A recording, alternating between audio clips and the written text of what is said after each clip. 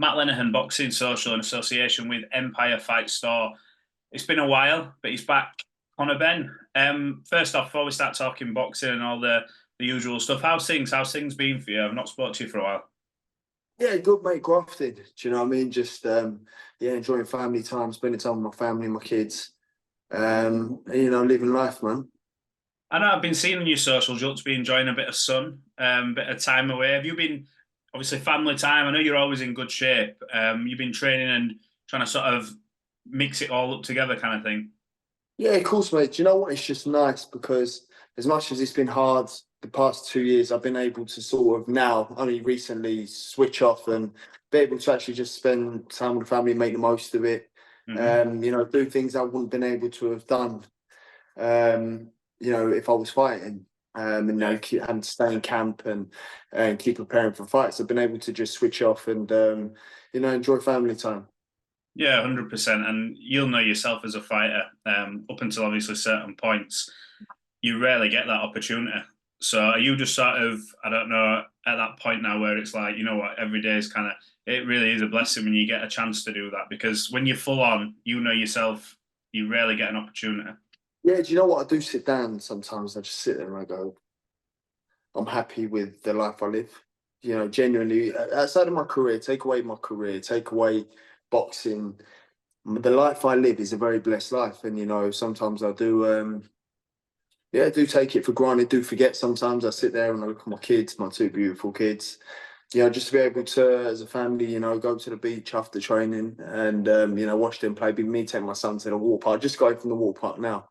Yeah. And watch him and my family have no stress. My family have no worries apart from, obviously, my career, which is obviously everything I'm about. Apart from that, I'm very blessed, man. And enjoying the time, enjoying the summer. How's your little ones getting on? Have they started throwing punches yet? Trying to sway you a little bit? No, he's always throwing punches.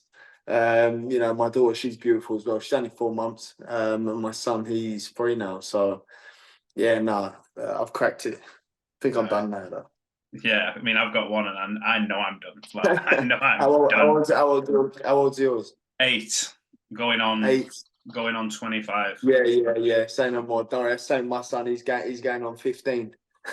Frightening, honestly, frightening. Look, on the flip side to this, I suppose this period you mentioned how nice it's been. You were last out in February, I believe. What's the sort of period like? And all boxers go through this, not just specifically yourself. Where you're training, you're putting the miles in on the road, you're having to go and hit the bag. When I spoke to a few fighters about this, and they say sometimes that can be the hardest thing when you don't have a date where you're turning up and you're doing. Obviously, back of your mind is at some point it comes, but you're almost like you're not working to maybe towards something. Does that marry up for you? Do you find them days difficult when you don't have a fight date, or is it just par for the course kind of thing? I wouldn't say so. It's sort of just become who I am. And I need training for my mental health. I need to stay in the gym. I need to just focus on becoming a better athlete. Because when you're starved from, end goals or, hitting certain targets that you need to hit, you sort of just go, well, you're just in, no man's land, and you sort of just get caught up in life, I guess. So for me, training really has become, my lifesaver. And I think over the past 2 years for me, training is what helps me keep my head straight, helps me be a better man, helps me stay strong in who I am. Training is who I am. It's part of me. Yeah. I'm not made or designed to just sit and wait and be lazy. I'm definitely a go-getter. I'm up, I'm out the door, I'm attacking the week. And I feel like the only thing for me is there was disheartening moments. Obviously, the past 2 years, there's been like ups and downs, turbulence, for me, battling demons and, fighting, fights that I never thought I'd have to fight. And then you get demotivated and then you you lose yourself. Do you know what I mean? But in losing yourself, losing who I was, I found myself. And, it's hard because nobody can save you. You have to save yourself. You have to look yourself in the mirror and go, nah, this ain't. Take away boxing. It's a scary thing, and it's a scary question you have to ask yourself. And most people are faced with that when they're, they're forced to retire or they retire. They go, "Wow, who am I?" You look in the mirror and go, I don't even know who I am. You're so consumed by dates and targets and media and, commercial work, and that you don't even have time to figure out who you are. From 19 to 27, I had to have a good long look at who I was becoming, who I am. So it's mainly the past 2 years been like 2 years of reflection for me. And yeah, definitely, I love the man I'm becoming. I was going to say, you're happy now that, like, with obviously, I'm sure you'd have maybe changed a few things, but in terms of where you're at now, happy? Yeah, cool. Just excited. I mean, obviously, we're hoping for a resolution soon, and hoping to get all this done and over with, and then just get straight back out. 100%. We're not going to go into specifics on all that for obvious reasons, but in terms of obviously Eddie Hearn, the people who have supported you, you had conversations that would give you hope that at some point, especially before the end of this year, that we will see you in a ring, regardless maybe of where it is? Listen, I have to be hopeful. I mean, I'm very hopeful. I think it's almost 2 years ago now. So for me, it's just a matter of just being ready, and I've always been one to, I preach, be ready so you don't have to get ready. Yeah. Improve while you have the time. Try and use this time. I'm never going to get this time back. So for me, I want to come back and people go, shit, he's put the work in. He's on smoke. Yeah. For me, I've always been dangerous anyway. I've always been up for whatever it is anyway. That's just who I am. Anyone can get it at any time. That's why I've told my team that, me coming back straight into a big fight is the only thing happening. It's the only thing happening. There ain't going to be no warm-up. There ain't going to be no tune-ups. Mm-hmm. You've always said that, in fairness. You've always said, whenever I know people will talk about the Peter Dobsons of the world, who, look, he's a tough man. Like, he's such a tough competitor. I know he was recently out, but you've always said, look, whoever, like, just sign up from way before that, like from way before what's happened. Always... Yeah, but not being funny, with the Dobson and the Roscoe fight, credit to them both. Tough men. So tough men. First, that was at 154 for me. My first couple of fights at 154, which was great. Enjoyed them. Mm-hmm. You got to remember, people always find negatives to say about. But yeah, I pissed 10 rounds with a big guy in a Roscoe. Pissed 12 rounds with, Dobson. He likes sparring. You remember, these are my first fights at 154, but I've done them easy. Never done 12 before in my career. First time doing 12. Are you gonna? I know you've always said, look, I'll go to 160 for a Eubank. I'll do that, no problem. But are you concentrating on welterweight, or because you look at the likes of obviously I know the likes of a Crawford's moving up in weight. Everyone sort of seems to be trying to make the big fights at wherever. Are you 147 concentrated now, or are you open for a little bit of a movement? The Eubank fight for me, forget. It's just the biggest fight there, man. Forget everything else and all the noise. It's so personal between me and him. That fight has to happen. And for me, beating him off the back of coming out of a year out, coming back at 160, smoking him, drop back down to 147 and fighting for a world title. That's what's happening. That's what's happening. You think I'm in line for the WBC world title now? And for, as much as that's what kills me. It's like I can't fight for the WBC when I'm there now, ready. Mandatory for the WBC. As much as that frustrates me, I would rather handle business at 160 with Eubank than fight for the world title. He's obviously, in between all this, made his own moves. I mean, 3 weeks ago, there's talks of him and Canelo. He signs with Boxer. That doesn't happen. Are you? What's your thoughts on that whole scenario? I mean, did you think the fight would happen? Have you got an opinion on it? Just while we're on the topic of Chris, as in Canelo and Chris. Yeah. Did you think the fight would happen when it got sort of put out there in the rumour mills? What were your thoughts on it? And obviously, how do you think it would have I didn't think it was going to happen. I think he's getting paid more to fight me than Canelo. Mm-hmm. So when you're talking, listen, if you're him, you go, fight welterweight. What, a welterweight for what? Silly money. Yeah, no problem. You know, so you do that. He probably, you know, he thinks it's going to be a walk in the park on a hot summer's day. Well, then, you know, you're going to take that. He ain't an idiot, is he? Mm-hmm. You know what I mean? He's not an idiot. You know, I go up to 160 because I believe I am, you know, smash him to pieces. So, you know, that's that. But yeah, I'll definitely be dropping straight back down to 147 after. It's 160 or 147. Right, you've never sort of moved off that ever since that fight was made, that you run straight through him after seeing his performances over a Liam Smith, and obviously came back and beat Liam Smith. Has that thought of you and him ever sort of wavered at all? You obviously see that fight one way, I go straight through him. Yeah, 100%. The fight wasn't because Eubank looked good. The fight was because Smith was shot to bits. Mm-hmm. That's the reason. There is no other reason. So it'd be interesting to see how Liam Smith does against Josh Kelly. Yeah, I was going to say that is an interesting fight. Funny enough, I spoke to Josh Kelly today. I was going to say, you two at one point were close. What was that conversation like? No, I was just catching up with him, seeing how his camp was going.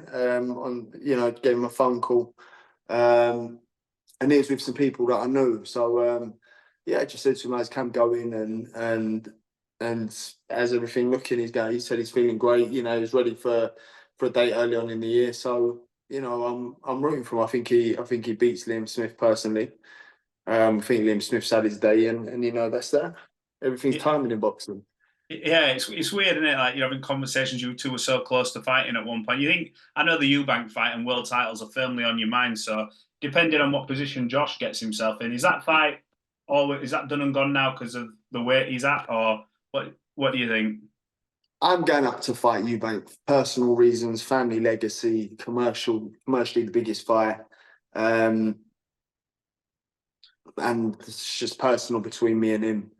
Aside from that, who else would you go to me at 160? There is absolutely nobody else at 160 I'd fight. 154, you're talking not really concerned. It's more so the lower weights. Then you've got Devin Haney, Garcia, Gervonta, all them calling my name. So yeah, you know, so you got that.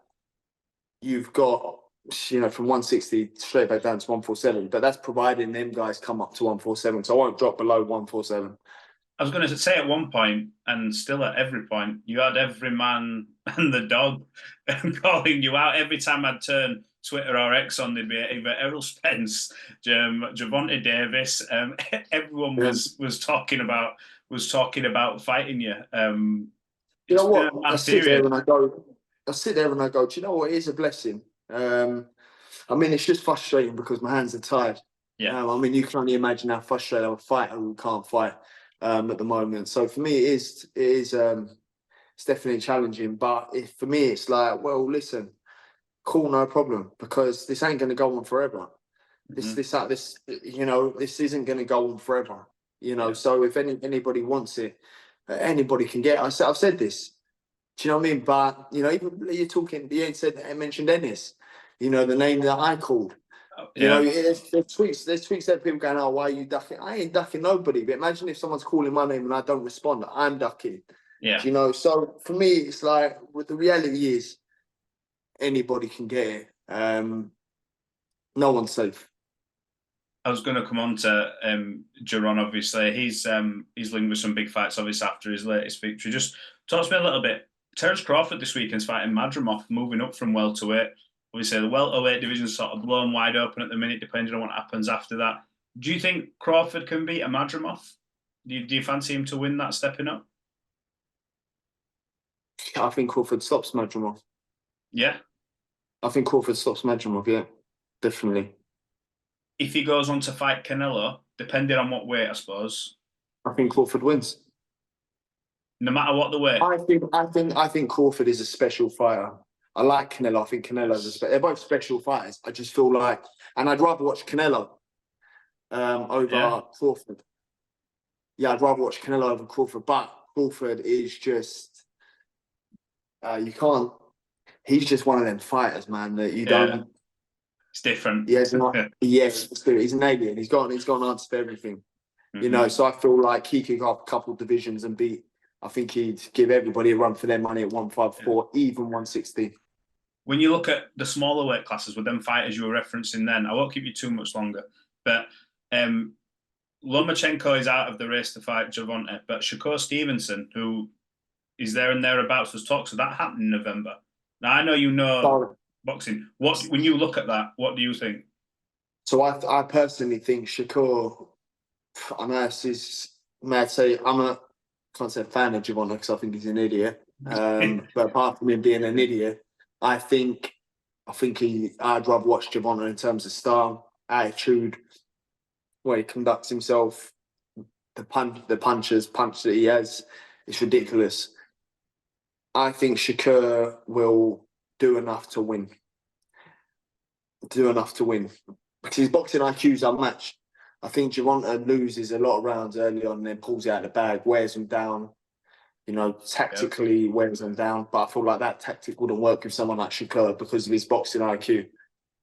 It's going to be an interesting sort of end to the month. Look, last couple from me. In your own words, how much would it mean to you to, touch wood, one day all this sort of stuff clears up, whatever happens, to fight in front of your UK audience again?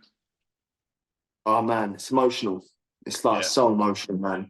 Like, I mean, if I could tell you how many times I've dreamt it, if I could tell you how many times I'm like, please, just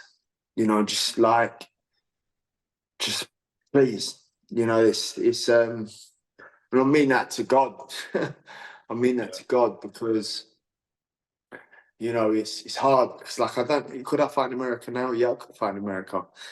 But it's just not the same. It's like I miss my people, I miss my supporters. I do this for them. I want to give them entertainment. And then I watch boxing now, and it's, in my opinion, but it's boring.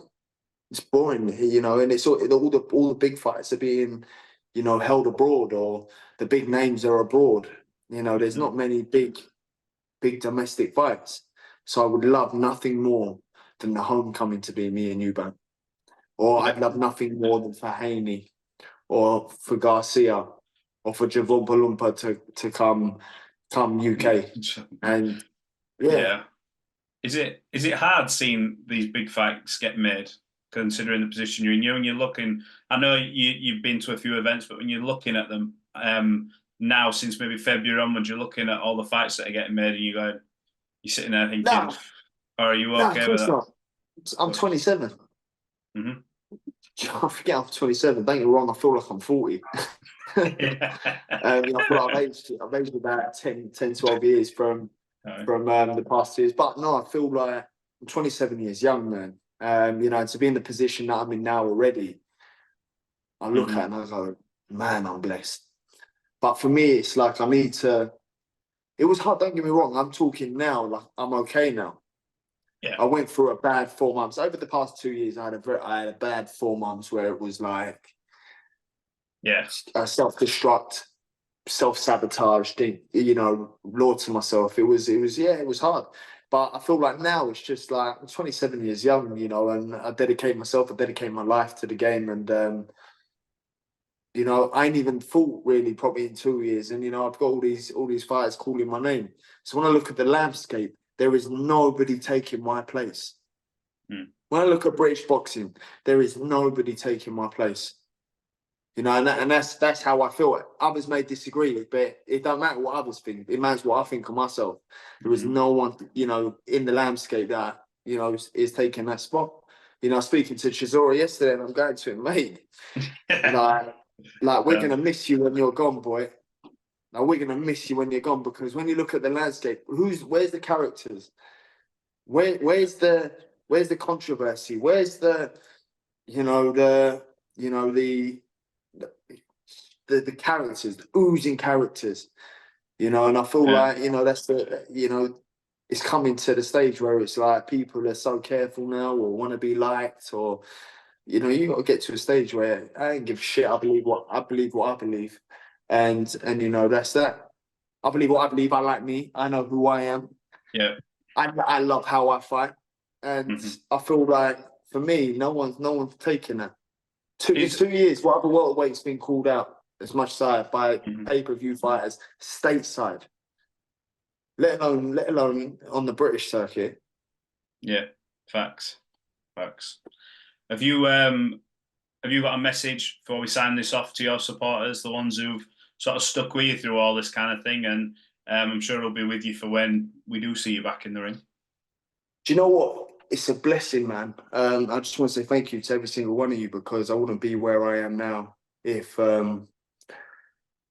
yeah, I just wouldn't be where I am now if I had that support. So, you know, I'm just grateful for every single person that's, you know, backed me, supported me, and, you know, rode this storm with me. You know, the hard part's done now. And, you know, it's a new season. It's, yeah, it's a new season, man. I'm excited. 27, I feel like I've got my, like, second win. I've got another 5, 6, 7 years left. Yeah. Not even in your prime, really. I don't feel like I'm in my prime. Don't get me wrong, I'm folding people left, right, and centre. You know, they're going over all the time, but I feel like I feel good. I feel good. I think the only thing that's been challenging is up here the past 2 years. But apart from that, you know, I just feel like I love the game. I found a new love for it.